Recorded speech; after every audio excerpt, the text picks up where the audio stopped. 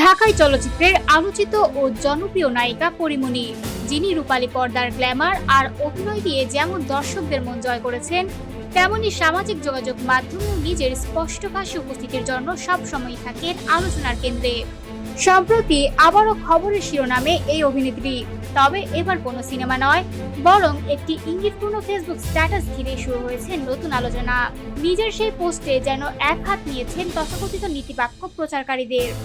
পরীমনি লিখেছেন, নীতিবাক্য ছাড়ার সময় খেয়াল রাখুন নিজের জীবনের সব নীতির নিয়ম নিয়ন্ত্রণে আছে কিনা।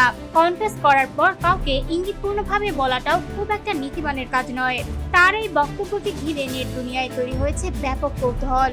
অনেকেই মনে করছেন, সাম্প্রতিক সময়ে তাকে নিয়ে যারা ব্যক্তিগত আক্রমণ বা অপ্রাসঙ্গিক সমালোচনা করছেন, তাদের উদ্দেশ্যে এই বার্তা দিয়েছেন তিনি।